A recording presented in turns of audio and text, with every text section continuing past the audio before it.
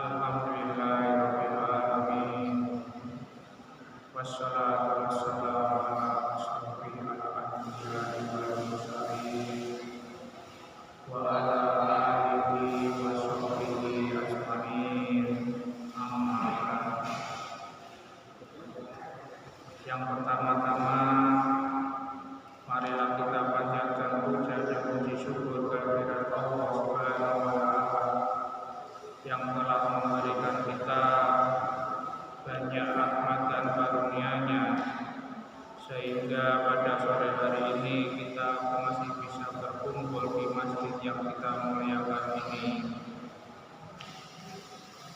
Dan tidak lupa pula kita panjatkan sholawat serta salam kepada junjungan kita Nabi besar Muhammad Sallallahu Alaihi Wasallam. Semoga di hari kelak kita akan mendapatkan syafaat darinya. Amin ya rabbal alamin. Pada sore hari ini saya akan melanjutkan kembali membacakan tentang surat Ad-Duha.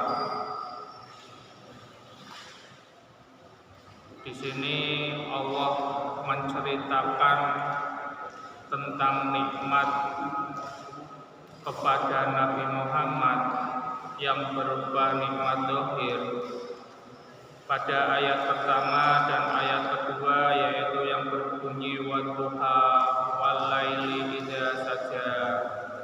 Di sini Allah itu bersumpah demi suatu waktu duha dan demi waktu malam.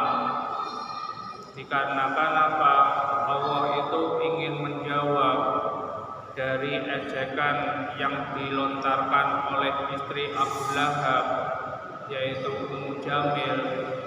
Karena apa? Pada saat itu Ummu Jamil itu mengejek Rasulullah bahwa sesungguhnya setan yang biasa bertemu Rasulullah itu telah meninggalkan Nabi Muhammad atau telah meninggalkan Nabi. Yang disebut dengan setan di sini oleh Ummu Jamil adalah Jibril alaihissalam. Karena apa? Rasulullah itu tidak mendapatkan wahyu beberapa waktu, sehingga Pak Allah itu bersumpah dengan waktu duha dan juga demi malam. Di sini juga dikatakan ma wadda'aka rabbuka wa ma qala. Dalam hal ini Allah itu menjawab bahwa sesungguhnya Allah itu tidak membuangmu dan tidaklah Dia marah atau membencimu. Berarti apa? Setelah Allah itu bersumpah dengan waktu duha dan malam hari, kemudian apa? Allah barulah menjawab, sesungguhnya aku itu tidak membuangmu, tidak menjauhimu, dan juga apa? Aku tidaklah marah padamu atau membencimu. Di sini dalam bukunya Paham dikatakan tidaklah Tuhan mengucapkan selamat tinggal kepadamu sehingga engkau merasa kesepian, sebab Jibril alaihissalam tidak akan datang lagi dan tidaklah Tuhan marah sehingga engkau tidak diperdulikan lagi. Berarti apa? Di sini itu Allah itu menjawab bahwa sesungguhnya apa? Dia itu tidak namanya menjauhi Rasulullah dan tidak membenci. Makanya mengatakan ma wadda'aka rabbuka wa ma qala, dan menjauhi atau membuangmu. Mungkin kalau manusia itu dijauhi oleh Allah Ta'ala, itu mungkin ada, semua manusia di dunia ini ada yang dijauhi oleh Allah Ta'ala. Karena apa? Manusia tersebut tidak mau menerima rahmat dan hidayah dari Allah Ta'ala. Manusia itu angel diatur. karena mungkin banyak kemaksiatannya. Tetapi apa? Yang kedua itu apa? Rabbuka wa ma qala, bahwa sesungguhnya Allah itu tidaklah marah atau membenci. Marah dan membenci ini bukan hanya kepada Rasulullah saja, tetapi kepada manusia pada hakikatnya. Allah itu enggak namanya membenci. Sesungguhnya apa? Ada beberapa para ulama mengatakan bahwa kalimat ma wadda'aka rabbuka wa ma qala, qolanya itu ada sesungguhnya qolaka, membencimu. Tetapi dalam surat ini dikatakan wa ma qala. Ulama yang pertama mengatakan apa? Kenapa kanya itu dihilangi? Biar bersajak saja. Wadduha wal laili idza saja ma wadda'aka wa ma qala rabbuka wa ma qala. Itu hanya untuk yang bersajak saja. Tetapi ada sebagian ulama mengatakan kenapa kok enggak ada kanya? Karena Rasulullah itu atau Allah itu tidak tega mengatakan bahwa dia itu membencimu. Sangatlah sedih Rasulullah itu bila mana apa Allah itu sampai membencinya, sampai meninggalkannya. Sehingga menurut Ibnu Jarir dikatakan pernah beberapa lama terhenti turunnya wahyu, sehingga belum ada lagi sambungan Al-Quran yang akan disampaikan beliau kepada manusia, sehingga merasa sepilah Nabi. Dan hal itu diketahui oleh kaum musyrikin sampai mereka berkata, Muhammad sudah diucapi selamat tinggal oleh Tuhannya dan telah dimarahinya. Yang mengatakan demikian ialah istri dari Abu Lahab atau Ummu Jamil. Sehingga lantaran itu datanglah ayat ini bahwa sesungguhnya prasangka yang diberikan oleh kaum musyrik itu tidaklah benar. Allah itu berarti apa? Menjawab bahwa sesungguhnya Allah itu tidak namanya membenci Rasulullah, tetapi apa? Sebaliknya mencintai Rasulullah, tidak membenci. Kalau Allah itu membenci, apalagi kepada membenci Rasulullah, itu tidaklah mungkin. Sedangkan Allah sendiri tidak namanya membenci manusia. Apa ada Rasul Allah Ta'ala itu membenci manusia? Sangat membenci manusia. Hatta dia itu orang kafir, Allah itu enggak pernah namanya membenci makhluknya yang bernama manusia.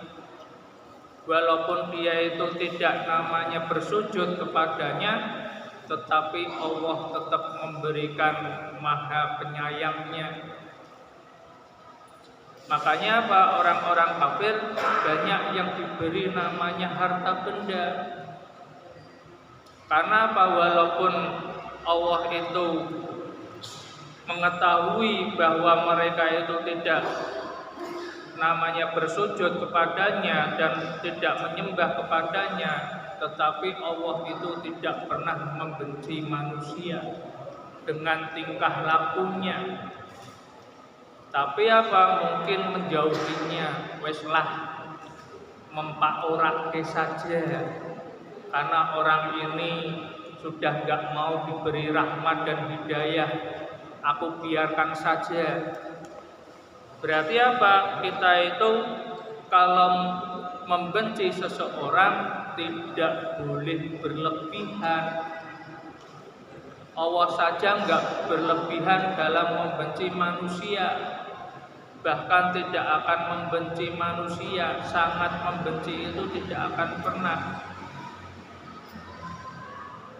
Sehingga dengan ayat tersebut Rasulullah itu diberikan tahu bahwa sesungguhnya aku itu sangat menyayangimu. Apa sih kok Allah itu menyayangimu? Kemudian apa dikatakan? Walal akhiratu khairu laka minal ula, dan sesungguhnya kesudahan itu lebih baik bagimu daripada permulaan. Pada ayat keempat ini dikatakan, janganlah berduka cita jika kadang-kadang terlambat datangnya wahyu itu kepadamu. Kemudian Al-Qasim mengatakan, yang di ujung pekerjaanmu itu akan lebih baik daripada permulaanmu. Berarti apa? Setiap kondisinya Rasulullah yang pada hari itu terjadi itu adalah yang paling baik daripada yang terdahulu, daripada yang sebelumnya. Sehingga apa? Dapat diartikan jika di permulaan ini kelihatannya agak sendat jalannya, banyak tantangannya dan perlawanannya, namun akhir kelaknya engkau akan mendapatkan hasil yang gilang gemilang. Berarti apa? Sesungguhnya apa? Allah itu akan memberikan suatu ujian dulu. Sebelum memberikan nikmat kepada manusia itu, Allah itu menguji apakah orang itu akan sabar ataukah orang itu akan galau, akan sedih. Karena apa? Manusia itu mempunyai rasa sedih. Begitu pula Rasulullah. Kenapa ya kok Jibril alaihissalam itu enggak pernah datang? Apakah dia itu telah membenciku? Apakah dia itu telah tidak namanya oleh Allah Ta'ala itu tidak disuruh untuk menemuiku? Akan tetapi apa? Sesungguhnya apa yang akan diberikan oleh Allah Ta'ala itu akan menghasilkan yang sangat manis, walaupun sebelumnya itu adalah sangat pahit. Dengan ayat ini diberikanlah kepada Rasulullah dan kepada orang-orang yang menyambung usaha Rasul suatu tuntunan hidup agar selalu merasa besar hati dan besar harapan melihat zaman depan. Berarti apa? Kita itu jangan namanya pesimis. Kita itu nggak boleh namanya pesimis, nggak boleh namanya kecil hati. Karena Allah itu akan memberikan suatu jalan, akan memberikan suatu hasil yang baik. Bila mana apa? Kita itu mau berusaha dengan baik. Setelah berusaha dengan baik, kita bersabar. Atau kita itu bertawakal kepada Allah Ta'ala. Meskipun perjuangan itu dimulai dengan serba kesusahan, namun pada akhirnya kelak akan didapat hasil yang baik. Dan ini bertemu dalam sejarah kebangkitan Islam. Islam itu kan dulunya itu agak sulit. Untuk apa? Untuk menyebarkannya. Bahkan namanya dakwah Rasul pada masa Mekah, pada masa periode Mekah, bagaimana Rasulullah itu berdakwah. Sehingga apa? Setelah Rasulullah itu hijrah ke Madinah, kemudian barulah Allah itu memberikan jalan suatu kenikmatan, jalan yang manis, jalan yang membuat bahagia. Sehingga dengan hal tersebut kita dalam kehidupan ini janganlah pesimis, jangan namanya kecil hati, jangan kita itu putus harapan, apalagi putus harapan untuk menyongsong hari depan atau zaman berikutnya. Aduh, kok aku kok koyong ini terus. Priye ya besuke, aku kok cuma buruh lepas, anakku itu kecil-kecil, bagaimana masa depan anakku, itu nggak usah dipikirkan. Nggak usah dipikirkan, karena apa? Kita itu sudah namanya punya Allah Ta'ala. Kita serahkan semuanya kepada Allah Ta'ala. Biar Allah Ta'ala lah yang mengaturnya. Jangan kita itu mengatur apa yang di luar kehendak Allah Ta'ala.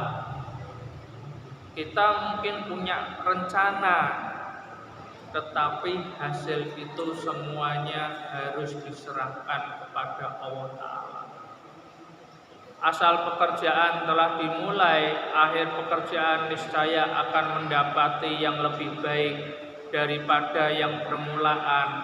Yang pokok ialah keteguhan niat dan azam disertai sabar dan tabah hati. Berarti apa? Rasulullah itu diberi namanya dinasihati oleh Allah Ta'ala. Apa yang terjadi pada Rasulullah dari sebelumnya sampai pada hari itu, Rasulullah itu adalah sesuai kondisinya itu selalu yang terbaik. Kondisimu terakhir itu yang paling baik dari sebelumnya. Tetapi apa? Walaupun seperti itu, kemudian apa? Jangan sampai kita berpikir bahwa sesungguhnya Rasulullah pada saat hidup itu sudah mulia. Tetapi apa? Setelah Rasulullah meninggal dunia, itu di hadapan Allah itu lebih mulia. Rasulullah di dunia masih hidup itu sudah mulia. Manusia yang paling mulia di dunia itu Rasulullah. Akan tetapi apa? Setelah Rasulullah itu meninggal, itu mulianya lebih melebihi pada saat Rasulullah itu masih hidup. Walaupun seperti itu, kita nggak boleh namanya meminta pada kuburannya Rasulullah. Bertawasul itu nggak boleh sekarang kepada Rasulullah. Perantaranya kepada Rasulullah itu nggak boleh. Karena apa? Umar saja pernah dalam keadaan genting, dalam keadaan paceklik, nggak ada hujan. Kemudian Umar itu nggak pernah namanya bertawasul kepada kuburannya Rasulullah. Tetapi apa? Umar itu malahan datang kepada Abu Abbas bin Muthalib, pamannya Rasulullah yang masih hidup. Sahabat-sahabat Rasulullah saja mengetahui bahwa setelah Rasulullah itu meninggal itu kemuliaannya lebih besar. Tetapi apa? Sahabat-sahabat Rasul itu nggak pernah namanya meminta kepada kuburannya Rasulullah. Nggak pernah meminta. Hatta pada saat itu banyak orang-orang yang murtad, yang mengikuti Musailamah Al-Kazzab. Kemudian banyak orang yang hafal Al-Quran pada meninggal dunia. Adanya perselisihan antara Ali dan Muawiyah. Itu mereka itu nggak pernah datang kepada makamnya Rasulullah. Ya Muhammad, ya Nabiku, tolonglah aku. Ya Muhammad, ya Nabiku, aku itu paling benar.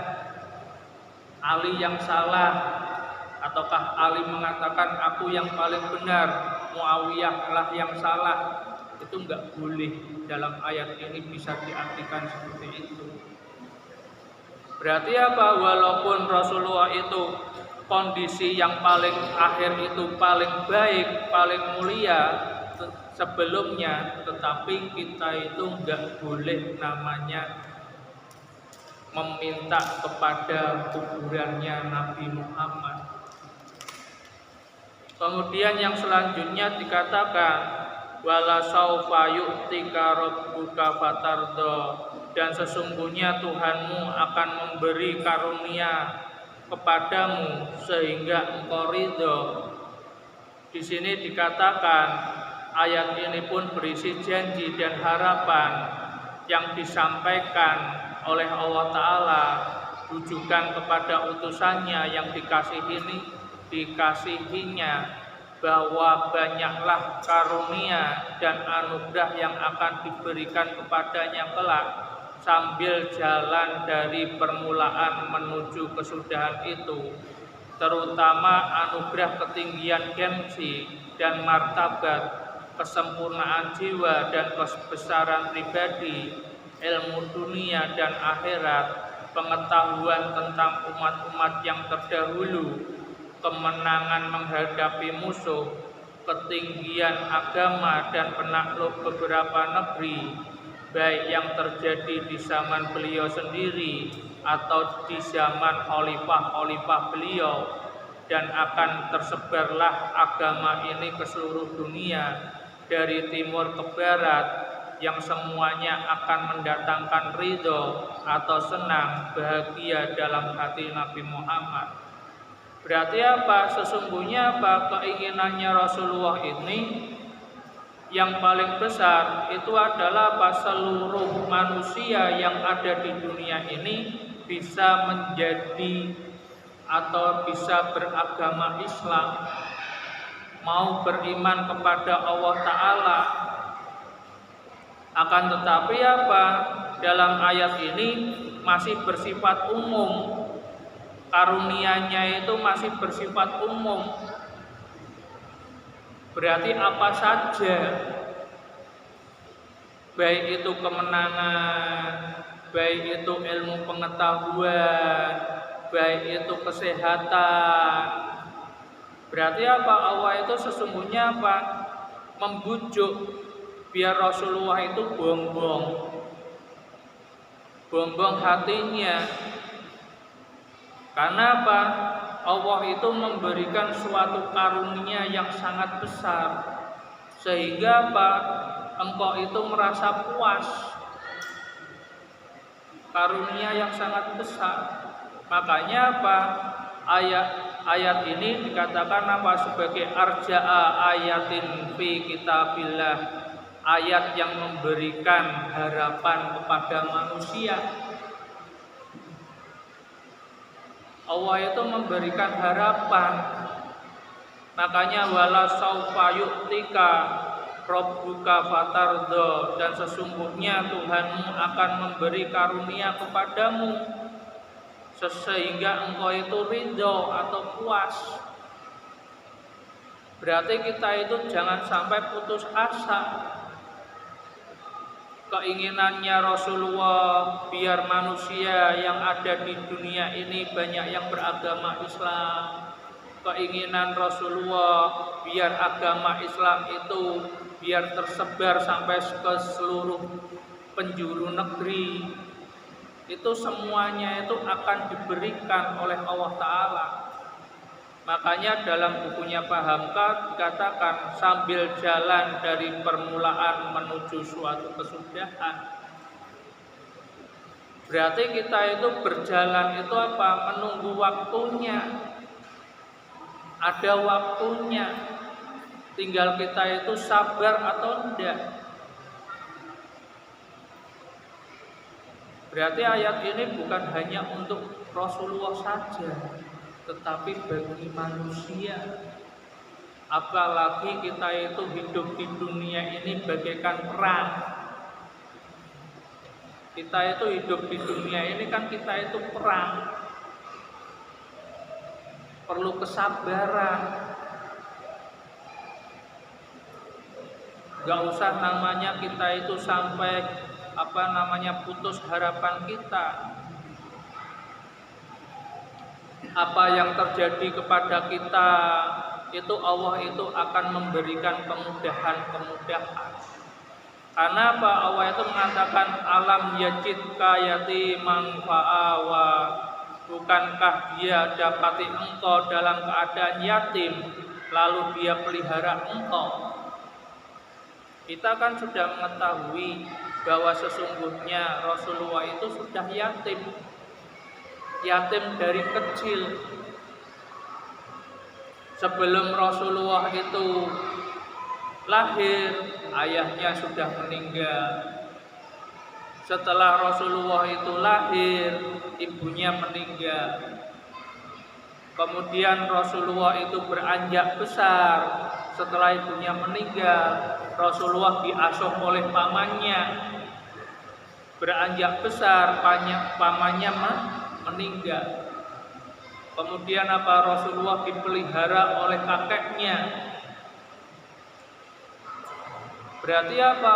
Allah itu selalu namanya memelihara. Kenapa engkau itu putus harapan? Padahal aku itu selalu memeliharamu. Walaupun engkau dalam keadaan yatim, tapi engkau telah aku pelihara. Allah itu mengatakan kepada Nabi Muhammad seperti itu. Makanya dalam buku ini dikatakan ini adalah bujukan Allah Ta'ala. Ini adalah bujukan Allah Ta'ala bahwa Allah akan memberi karunia kepada beliau sebanyak-banyaknya sehingga beliau itu merasa ridho atau puas, beliau itu merasa senang atau gembira. Yang demikian itu adalah karunia yang dijanjikan. Adapun sebelum itu nikmat itu pun telah banyak sekali, lalu Allah memperingatkan nikmat yang beliau terima sejak beliau kecil. Allah itu muduh kilo Muhammad, kenapa kok kono kui bersedih? Kono sebagai anak yang yatim saja aku pelihara. Ayahmu meninggal dunia sebelum engkau lahir. Engkau lahir disayang oleh ibumu. Kemudian setelah engkau lahir ibumu meninggal. Engkau disayang oleh pamanmu yang sangat mencintaimu. Setelah mau beranjak dewasa pamannya meninggal. Kemudian Rasulullah itu dipelihara oleh kakeknya yang sangat mencintai Rasulullah. Dilihat didelok sehingga apa? Allah itu mengatakan bahwa sesungguhnya Allah itu memberikan karunia yang sangatlah banyak. Makanya apa? Wala saufa yu'tika rabbuka fatardha. Sesungguhnya Tuhanmu itu telah memberikan karunia kepadamu. Apa yang akan kamu dustakan? Karunia-karunia yang telah aku berikan.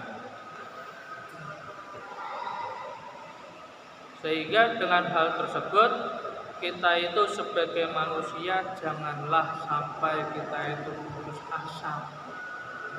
Janganlah kita itu bersedih hati. Apalagi kita itu sukudzon dengan qada dan qadarnya Allah. Kita itu harus selalu husnudzon. Kemudian dikatakan wa wajadaka dhallan fahada, dan didapatinya engkau dalam keadaan bingung, lalu dia memberikan suatu petunjuk kepadamu.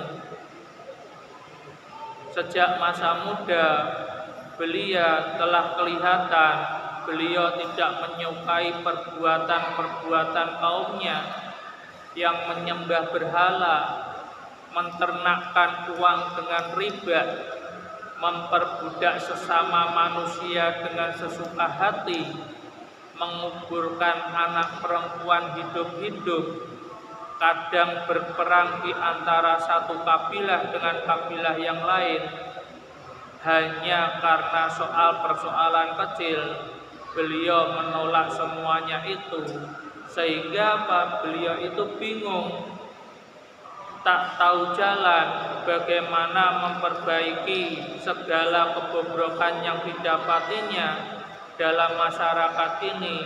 Lalu tertariklah hatinya hendak menyisihkan diri. Berarti apa? Rasulullah itu mendapat atau dalam keadaan bingung, wa wajadaka dzalam fahada, dan didapatinya engkau dalam keadaan bingung, lalu dia itu memberikan suatu petunjuk, menuntun. Karena dalam hal ini para ulama ada yang mengatakan bahwa Rasulullah itu pernah tersesat di kota Mekah, pernah tersesat di Syam. Kemudian Allah itu memberikan petunjuk lewat Jibril. Kemudian jalannya yang tersesat oleh apa yang dilalui oleh Nabi Muhammad, kemudian diluruskan oleh malaikat Jibril. Akan tetapi kebanyakan para ulama menafsirkan bahwa kebingungannya Rasulullah ini sesuai apa yang telah dituliskan oleh Pak Hamka, melihat kejahiliahan di lingkungan sekitarnya. Kok masyarakatnya koyong ini menyembah berhala, menernakkan uang dengan riba, kemudian membunuh anak perempuan, karena yang paling dimuliakan itu adalah anak laki-laki. Anak laki-laki itu bisa untuk berperang dan sebagainya. Kemudian antara kabilah yang satu dengan kabilah yang lain saling berperang atau saling bertengkar dengan masalah yang kecil, sehingga oleh Allah Ta'ala itu digerakkan hatinya biar Rasulullah itu menyisihkan diri, menjauhkan diri. Makanya beliau itu ke Gua Hira untuk mendapatkan suatu petunjuk, untuk mendapatkan suatu cahaya yang disebut dengan Al-Quran. Makanya Allah itu memberikan namanya suatu jalan. Kita itu nggak usah bingung, nek dalam kehidupan ini kok selalu terbentur-bentur. Pak koyong ini kok dadine koyong ini, Pak koyong ini kok dadine koyong ini, kayaknya nggak ada jalan. Tetapi sesungguhnya Allah itu akan selalu memberikan petunjuk kepada manusia. Kemudian dalam hal ini dikatakan bahwa mencari kejernihan pada jiwa, memohonkan petunjuk kepada Allah, maka datanglah beberapa wahyu. Dan diceritakan pula bahwa wahyu itu datang bertingkat-tingkat. Kemudian mulanya berupa suatu mimpi yang benar, kemudian sebagai bunyi lonceng, akhirnya datanglah malaikat membawa wahyu pertama di Gua Hira.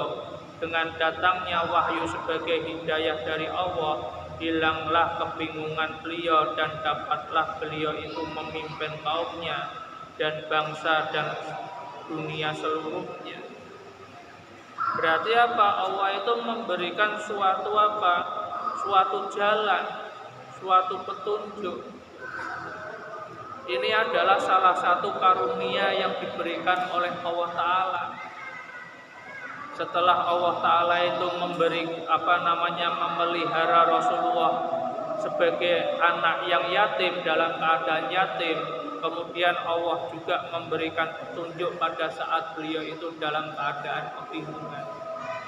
Ini saja yang bisa saya bacakan, dan saya mohon maaf bila mana ada perkataan yang kurang pantas atau kurang bisa dipahami, mungkin karena masih kedangkalan ilmu saya, marilah kita tutup bersama-sama belajar kita pada sore hari ini dengan berdoa karena waktu Isya sudah masuk. Marilah kita berdoa bersama-sama. Bismillahirrahmanirrahim. Subhanaka Allahumma wa bihamdika asyhadu an la ilaha illa anta astaghfiruka wa atubu ilaik. Assalamualaikum warahmatullahi wabarakatuh.